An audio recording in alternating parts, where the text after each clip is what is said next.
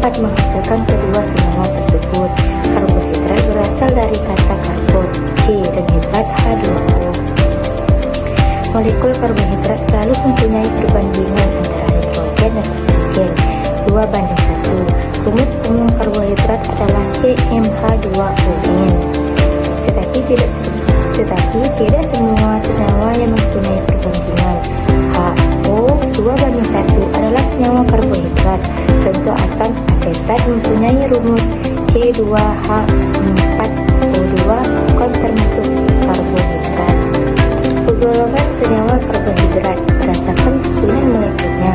Karbohidrat dapat digolongkan menjadi 3 golongan sebagai berikut. Yang pertama ialah monosakarida, yang kedua disakarida atau oligosakarida, yang ketiga polisakarida. Monosakarida adalah golongan senyawa karbohidrat yang paling sederhana yang tidak dapat dipecah lagi menjadi gula yang lebih sederhana.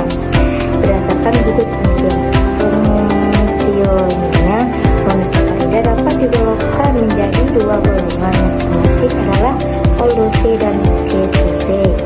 Perbandingan jumlah atom C-nya, monosakarida dapat digolongkan menjadi 4 golongan, masing-masing adalah triose mengandung 3 atom C, tetrose mengandung 4 atom C, pentose mengandung 5 atom C, dan heksose mengandung 6 atom C.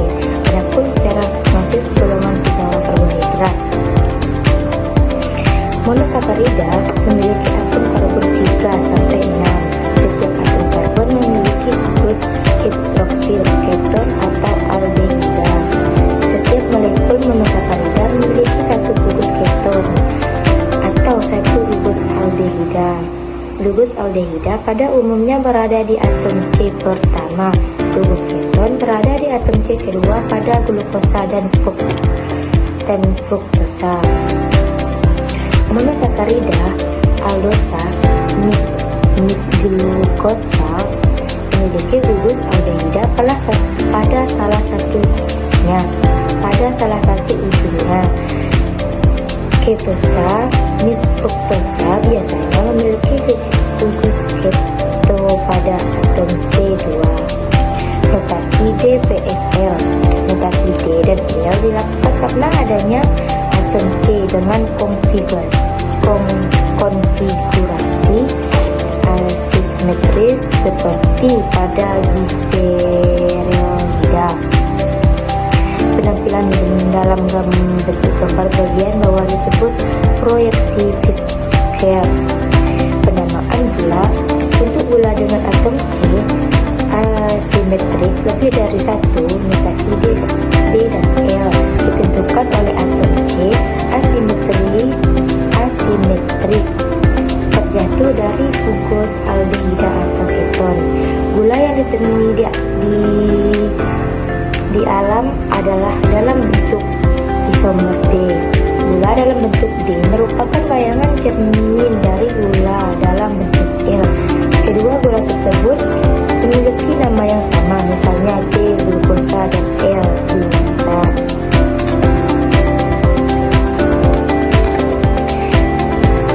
Stereosimers lainnya memiliki nama yang unik, misalnya glukosa, monosa, laktosa, dan lain-lain.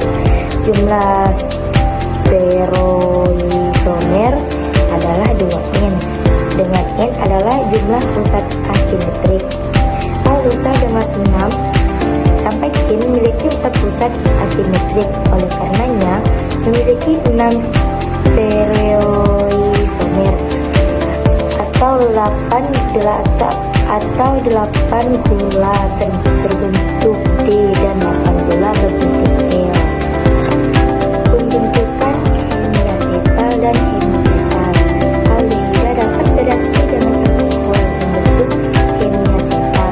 Keton dapat bereaksi dengan alkohol membentuk hemiketal. Pentosa dan heksosa dapat membentuk struktur siklik melalui reaksi gugus keton atau aldehida dengan gugus OH dari atom C asimetrik terjatuh. Glukosa membentuk molekul sebagai hasil reaksi aldehida dari C1 dan OH dari atom C5 dinamakan cincin Piranosa. Fruktosa dapat membentuk cincin Piranosa melalui reaksi antara gugus keton atom C2 dan OH dari C6. Cincin Uranosa melalui reaksi antara gugus keton atom C2 dengan OH dari C5. Pembentukan cincin siklus glukosa menghasilkan pusat asimetrik menghasilkan pusat asimetrik baru pada atom C1, menunjukkan bentuk cincin dari gula dengan perbedaan posisi OH di C1 anomirik. OH di bawah struktur cincin, OH di atas struktur cincin. Karena sifat ikatan karbon yang terbentuk tetrahedral, gula piranosa membentuk konfigurasi kursi atau perahu tergantung dari gulanya.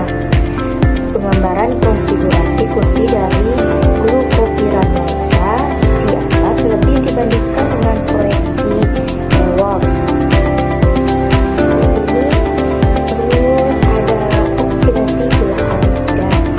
Dapat dioksidasi adalah senyawa perodoksi. Gula yang demikian disebut sebagai gula reduksi.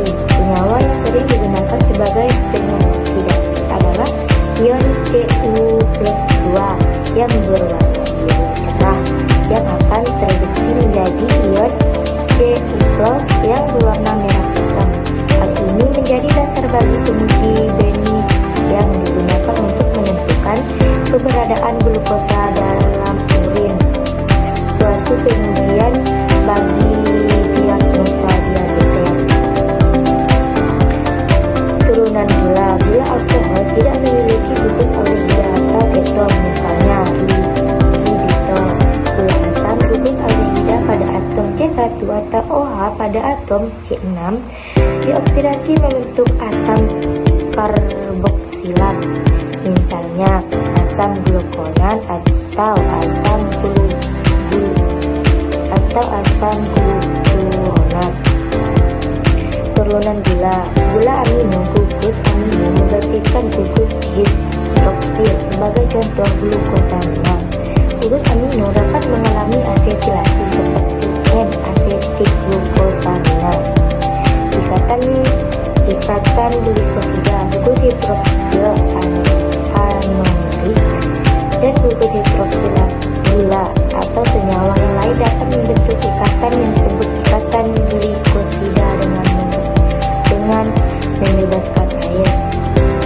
ROH tambah HO,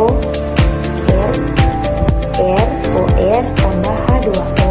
Misalnya metanol bereaksi dengan gugus OH anomirik dari glukosa membentuk metil glukosa atau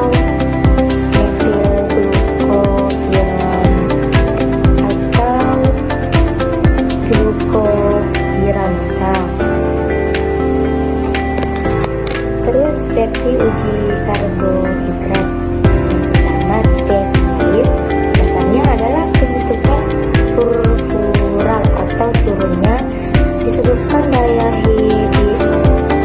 dehidrasi asam pekat terhadap karbohidrat. Dengan alkohol furfural akan membentuk suatu senyawa yang berwarna ungu. Yang kedua, pembentukan uracil.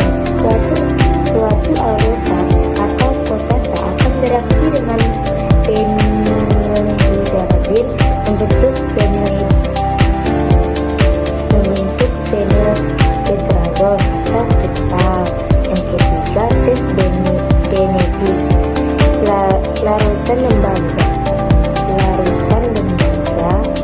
Larutan tembaga alkalis akan direduksi oleh gula yang mempunyai gugus aldehida atau keton bebas Cu2O, endapan merah bata.